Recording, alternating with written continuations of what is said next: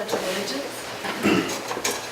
I pledge allegiance to the flag of the United States of America and to the republic for which it stands, one nation under God, indivisible, with liberty and justice for all.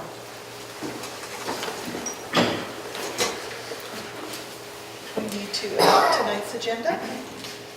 I move that we adopt the agenda for tonight. Sorry. Sorry. Additions and deletions. I'd like to add an executive session at the end of the meeting to discuss the performance of an employee. Okay. I move that we adopt the agenda as amended. Second. All those in favor? Aye. And approve the minutes of the May 14th, 2018 work study. I move that we approve the minutes from the May 14th, 2018 work study. Second. All those in favor? Aye. Okay. Moving on to action items. Yep. First action item is a WIAA annual school board resolution. This allows the district to be part of the WIAA middle school and high school athletic activities.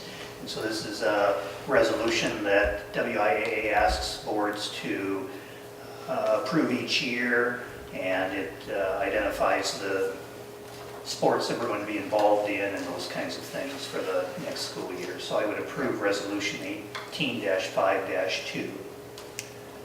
Should we do these one at a time? Sure. I move that we approve resolution 18-5-2 as presented. Second. All those in favor? Aye.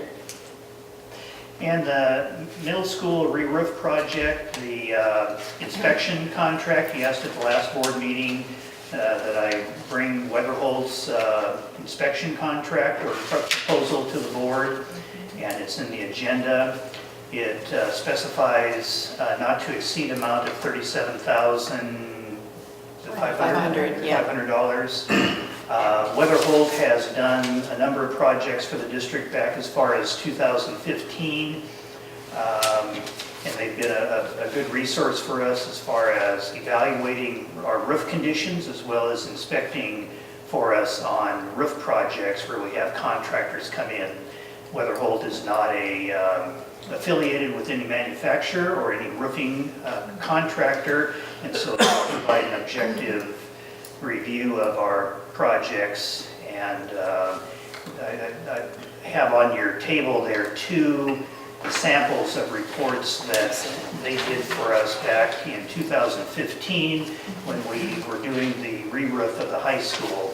And they were out 6 different times unannounced, and they reviewed the specifications to make sure the contractor is living up to the contract specifications and any other details. I think you'll note in a couple of these reports that they checked, for example, at the high school, they checked the nailing pattern and the number of nails that were supposed to be put in each roof tab, and then they comment on anything that they see that they need to have the contractor change or do differently.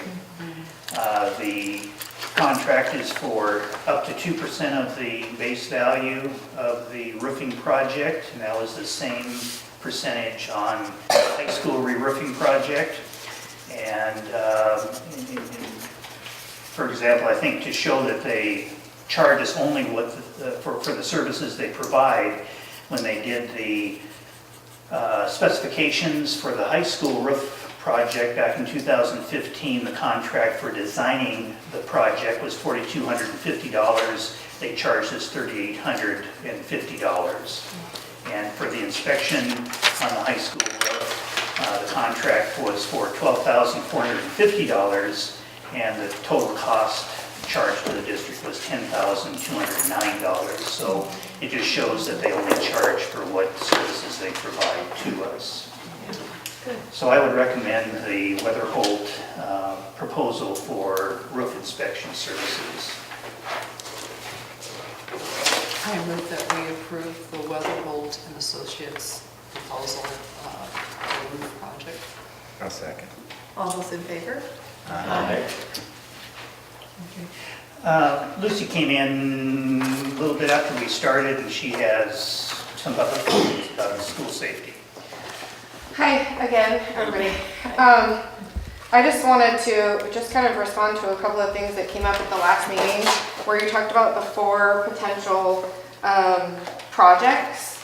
2 of them moved forward, the Say Something, Do Something, additional comprehensive mental health, and 2 were tabled, I believe tabled and not necessarily declined, which was the school resource officer and the security vestibules. I brought a bunch of information to the March 14th, I believe it was, school board meeting, and some of those were suggestions on how to do things, information about how other schools have been dealing with this, including, the door locks and classroom safety in particular, which I think was brought up at the last meeting, of looking into locking the doors rather than locking the outdoors. 8 ways to improve school entrance security. I had a specific conversation with Darren Higashiyama about the school vestibules, and of course nothing is fail-safe. Everybody has a way to get around something, but it is there are these steps that you can take to ensure that steps are being taken and that that we're doing our best. You can't have 100% solution. One thing that came up was the small town feel, and I think more, is it a school or is it a prison kind of a discussion. But I'll tell you that when our city staff in Clallam asked the mayor and the administrator several times to upgrade security, that same thing came up. The small town feel. We don't want to lose that small town feel at City Hall. And my argument back is, no one's going to care about the small town feel when a big city gun is pointed at your head. And this is real stuff, and it's real stuff in Clallam. There are threats that are made. There are weapons that are available if someone's mad at you. City Hall is a little bit different operation than a school, but there's a whole bunch of beings and a lot of energy, and a lot of them have access, easy access to guns, as we found out recently. But on a regular basis. We're Eastern Washington. I mean, you hear the stories of people with their guns in their gun racks and leaving them there while they're in school all day and then going hunting after school. Those same families are here, those same people are here, and more people. And we all know where to find a weapon. And so, anything that the school can do to not only alleviate fears from the community and the students themselves, but to take these steps. More cameras is great, but who's watching the cameras? I know that I have a student in the high school, and he says that, and I've seen that in the couple of times I've been there, there's nobody just sitting there watching the cameras. Same for the city. I'll use that again as another parallel. We're not watching the cameras, monitoring, waiting for something to happen. We're using them as a recording device after something happens. So adding a camera is going to help document if something happens, but it's certainly not going to help you unless someone is watching it. So with the camera has to come this dedicated staff person to watch the cameras if you're using that as something that's a preventative measure. Otherwise, it's just a recording to get whoever it is on camera and to record the event. And the number of events that are happening every day in the United States, a lot of the kids feel that it's inevitable. And it breaks my heart that kids feel that way, that it's inevitable. That's just going to happen to us. At some point, while we're in school, this is going to happen. Another of the articles was these turning the tables. Local schools talk to adults about school safety. Kids from our schools and all the Ellensburg schools, they got together and they talked to principals, administrators, security people about what they think would work in the school. One of the things that's mentioned in the article is a school safety officer. It's another thing.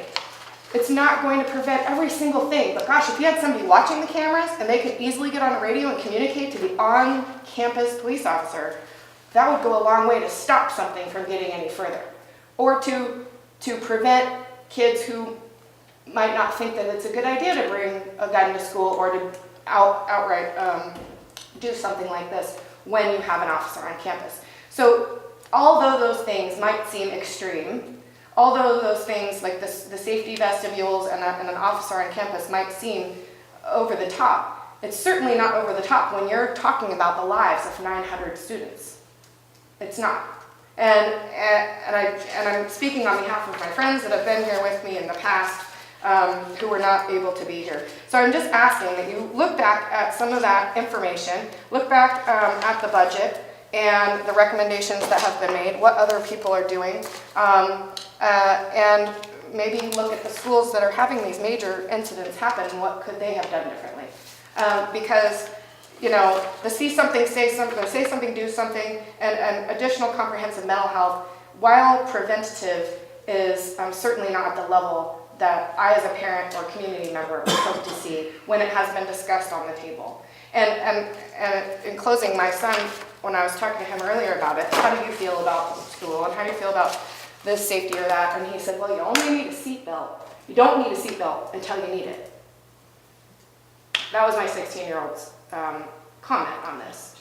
And that he doesn't know of any of his friends who would care if there was a metal detector.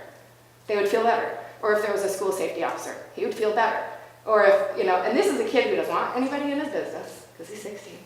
But these are things that all sounded like a good idea to a 16-year-old boy who has to go to that school, who is in high school, who has probably a higher probability of something happening there than maybe in the 3rd grade wing, although, you know.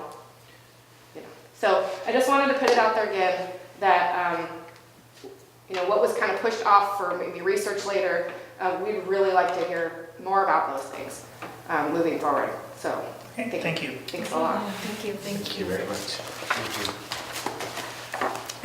Okay, consent agenda items, personnel, and consent agenda you can approve in one motion.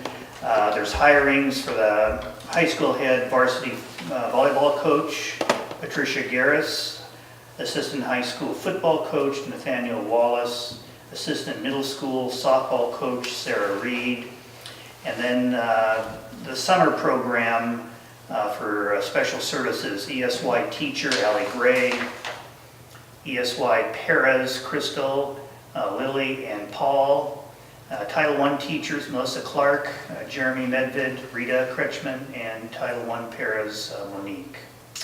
There's a leave of absence, Barb Seemeyer, high school para. She's asking for a 1-year leave of absence beginning in September.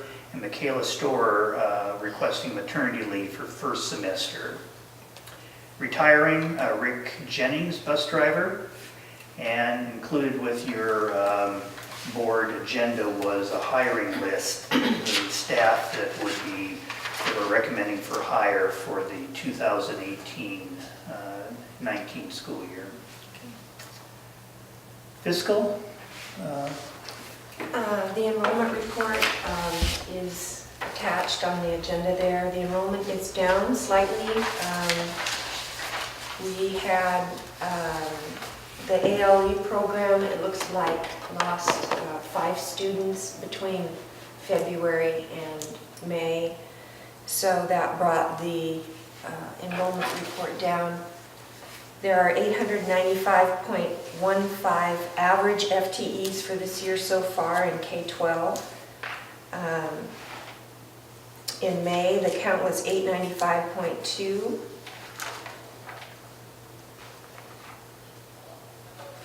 There were a couple of 12th graders that left.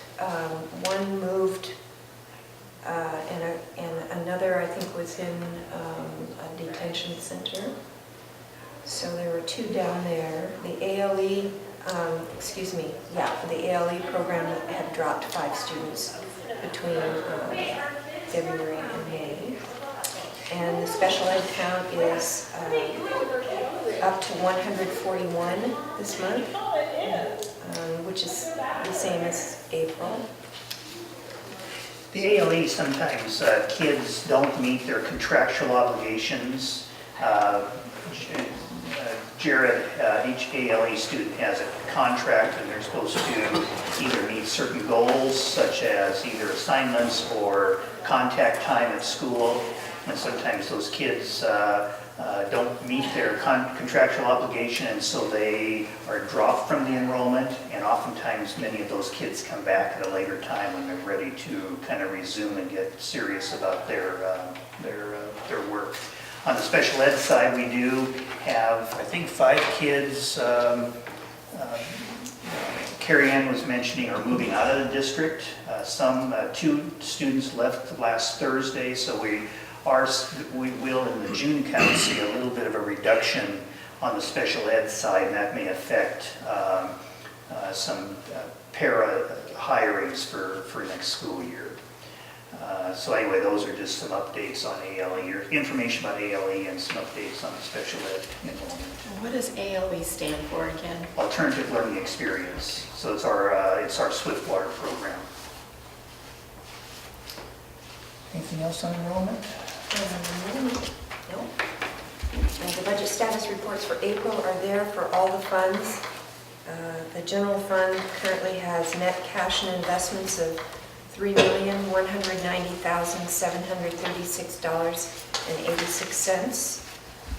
The capital projects fund has net cash and investments currently of $2,256,231.41. The debt service fund has net cash and investments currently of $363,087.64. The ASB fund has net cash and investments of $140,398.07. And the transportation vehicle fund has net cash and investments of $211,875.29.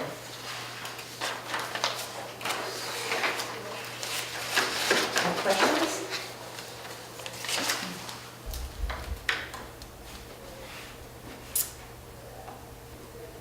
The accounts payable, you'll see payroll.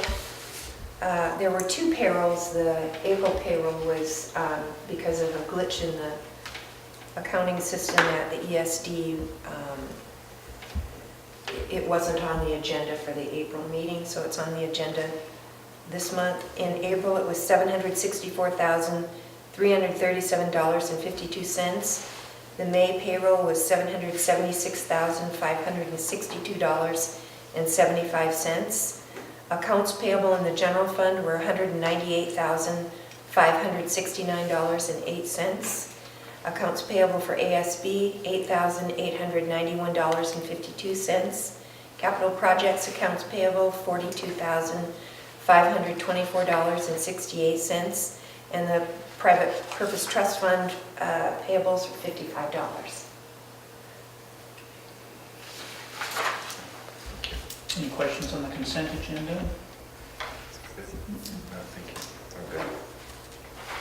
One of the things we're watching as we get into the last 3 months of school is Frida and I are watching revenues and expenditures to see what our ending cash will be, as well as to make sure our appropriations level we stay below the appropriations level approved by the board with our budget extension that we did in, was it February or March?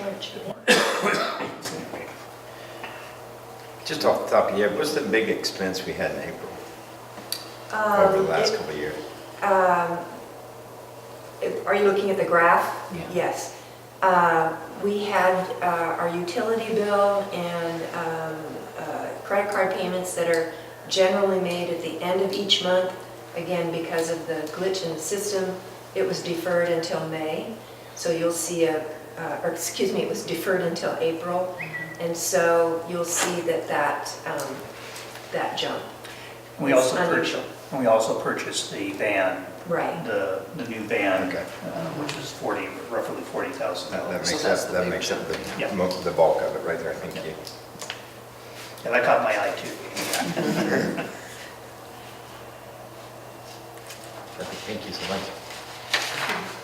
I move that we approve the consent agenda as read. Second. All those in favor? Aye. Thank you. Bus bid results, we had 4 bidders on our surplus buses, and we got some great bids. Rosa was really happy.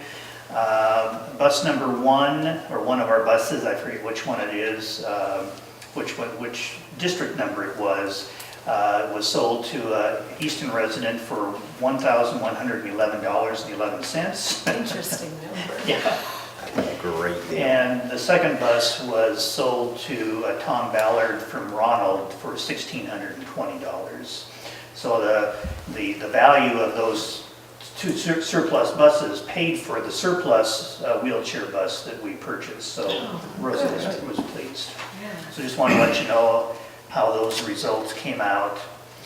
First aid training, we have a good, with our Anne-Marie and Andrea Hill getting training to do first aid training.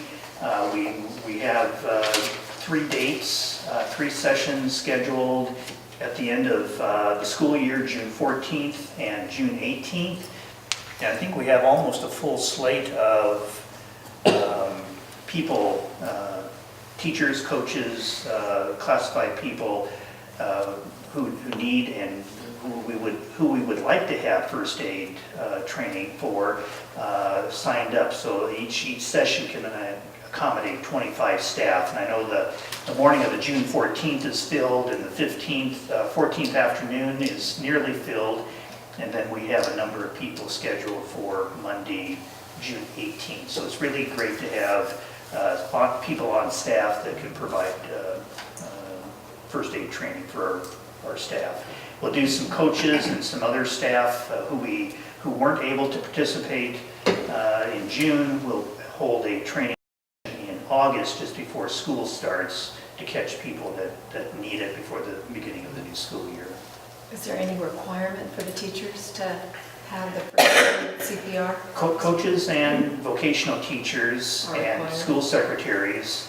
Then we like to have as many classroom teachers. Bus drivers have to have first aid training, and we try to get as many classroom teachers and para staff who work with, especially those who work with special needs students, to have them first aid trained with CPR, AED, and those kind of things. One of the things Anne-Marie and Andrea can teach is pediatrics first aid. So our staff will get pediatrics first aid, regular first aid training, and CPR, AED training all in one session. Does the school have an AED? Mm-hmm. More than one, or just one on campus? Each of our buildings have an AED machine, and I think our gyms have AEDs also. And those have been supplied by the fire department or the fire district. So anyway, that's good news. It's nice to have somebody on, because at times it's difficult to schedule first aid training with an outside provider. So it was great to have these 2 people trained. A couple of other comments. Graduation, just a reminder, June 5th, Tuesday, June 5th is Swiftwater graduation, and then Saturday the 9th, I think it is high school graduation. What are the times for those? Do you know off the I'll top of have your head? to email it That out to you. It's in here. I saw it, I just wondered if you knew off the top of your head. Usually it's 1 o'clock, isn't it? Saturday's 1. I don't know, Swiftwater, Western, like 4? No, 5? is it 5? It's in the evening, because they had a dinner following the graduation event. Don't ask me, it was late last time. I actually saw it in here somewhere. Because you're passing out the diplomas. Not this year. Guard's going to serve as the board representative at Swiftwater, and Richard will serve as the diploma hander-outer at the high school. Even for your daughter. Yeah. Any board comments?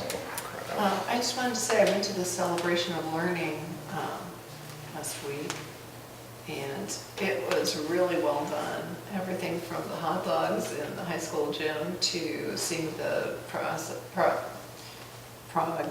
on the little house and the exhibits that were out, talking to the kids, seeing the high school kids with their projects. It was really nicely done and pretty well attended, I thought, too. So, yeah. Seemed well attended. We're going to put out a SurveyMonkey survey to see how people thought about the new format and if there's anything that they would like to see us do differently or in addition to what we typically do at Celebration of Learning. You need traffic control in the hallways? Have one-way hallways. No, you like arrows on the carpet. I don't know, man. Boy, there were a lot of people in the elementary school, middle school. There were a lot of people, and that's a great thing. It's a good It was great. It's a good problem to have. It was great.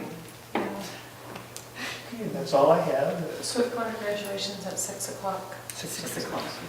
Wednesday night is the middle school band and choir concert at 7 o'clock. Okay, there's a high school concert too, isn't there, on Thursday? Thursday is baccalaureate and scholarship night. Oh, next week. Baccalaureate, this was for the week of June, talking about Okay. what's happening that whole week.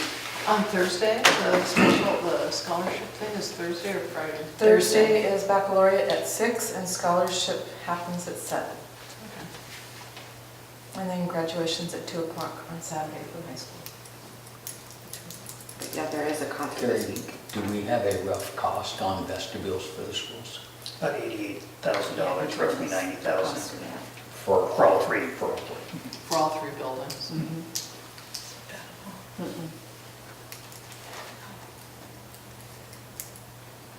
That's the budget number I was given.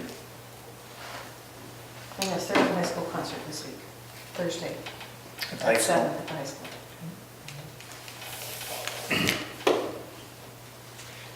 If there's nothing else, if you'd like to recess into executive session for the evaluation of performance of an employee for about 20 minutes, that should be adequate. No action followed.